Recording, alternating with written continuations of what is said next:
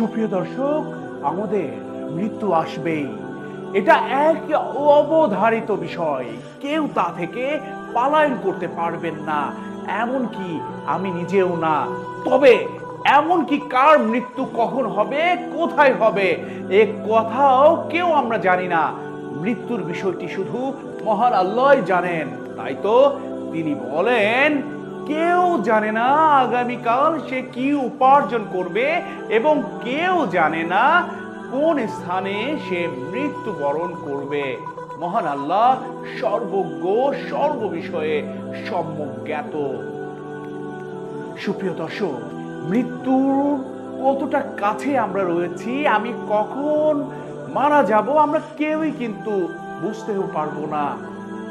যখন ডাক আসবে তখনই চলে যেতে হবে। হয়তোবা আমার মৃত্যু এখনো হয়ে যেতে পারে। এই কারণেই মুমিন মুসলমানের উচিত মৃত্যুর আগে আমাদের সকলকে 7টি বিষয়ে প্রস্তুতি গ্রহণ করা, যাতে মৃত্যুর সময় কিংবা মৃত্যু পরবর্তী সময়ে সেটি কাজে লাগে। সেগুলো কি সুপ্রিয় দর্শক, জেনে আসি। খুব মনোযোগ দিয়ে সেগুলো শুনে নেন এবং এই কলিজার ভেতর রেখে দেন এবং সেটি বাস্তবায়ন করে ফেলেন খুবই দ্রুত। প্রথমত, ঈমানকে বিশুদ্ধ করা। যদি কোনো পুরুষ বা নারী ভালো কাজ করে এবং সে ঈমানদার হয়, আমি অবশ্যই তাদেরকে অর্থাৎ দুনিয়াতে পবিত্র জীবন দিয়ে জীবিত রাখবো এবং আখিরাতে তাদের ভালো কাজের সর্বোত্তম পুরস্কার দেব। মহান আল্লাহ আরো বলছেন, নেক আমল দিয়ে জীবনকে সাজানো মুমিন বান্দা যে কাজে নিজের জীবন অতিবাহিত করবে, সে কাজের উপরই তার মৃত্যু হবে। যদি কেউ পবিত্র কোরআন সুন্নাহ মোতাবেক জীবন যাপন করেন, তবে তার মৃত্যু কোরআন সুন্নাহর আলোকে হবে। এ কারণেই দুনিয়ার জীবনে কোরআন ও সুন্নাহর নির্দেশনা অনুযায়ী নেক আমলে জীবন সাজানো জরুরি। তওবা করতে থাকা। হযরত ইবনে ওমর রাদিয়াল্লাহু আনহু বলেন, আমি একই মজলিসে রাসূলুল্লাহ সাল্লাল্লাহু আলাইহি ওয়াসাল্লামের ইস্তেগফারে 100 বার গণনা করতাম। বলতেন, রব্বি গফিরলি ওয়া তুব আলাইহা ইন্নাকা আনতাত তাওয়াবুল গফুর। অর্থ, হে পরওয়ারদিগার, তুমি আমাকে মাফ করো এবং আমার তওবা কবুল করো, কেননা তুমি হলে তওবা কবুলকারী এবং ক্ষমাকারী। সুপ্রিয় দর্শক, আমরা এখন এই বিষয়টি যদি আরো গুরুত্ব দিয়ে অনুধাবন করি, চলুন বেশি বেশি আজ থেকে মৃত্যুর কথা স্মরণ করি। হযরত ওমর রাদিয়াল্লাহু আনহু থেকে বর্ণিত, রাসূলুল্লাহ সাল্লাল্লাহু আলাইহি ওয়াসাল্লামকে জিজ্ঞাসা করা হলো, হে আল্লাহর রাসূল সাল্লাল্লাহু আলাইহি ওয়াসাল্লাম, সবচেয়ে বুদ্ধিমান লোক কে? তিনি বললেন, যে ব্যক্তি বেশি বেশি মৃত্যুকে স্মরণ করে এবং মৃত্যুর পরবর্তী জীবনের প্রস্তুতি গ্রহণে ব্যস্ত থাকে। ওসিয়ত লিখে রাখা।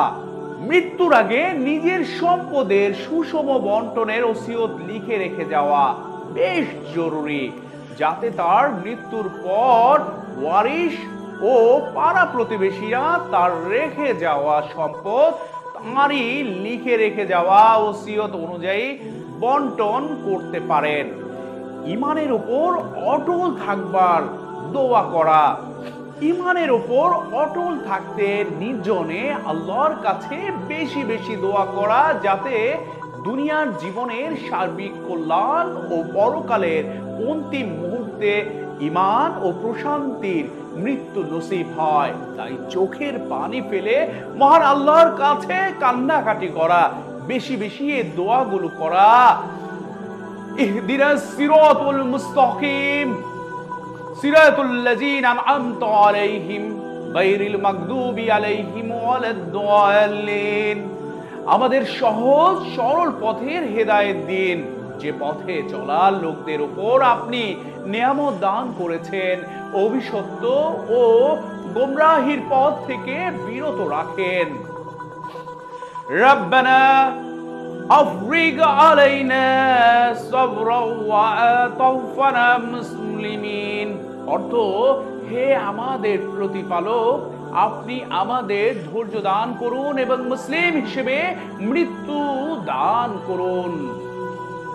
রব্বানা লা তুজিগ কুলুবানা বাদা ইয হাদাইতানা ওয়া হাব লানা মিন লাদুনকা রাহমাতান ইন্নাকা আনতাল ওয়াহ্হাব।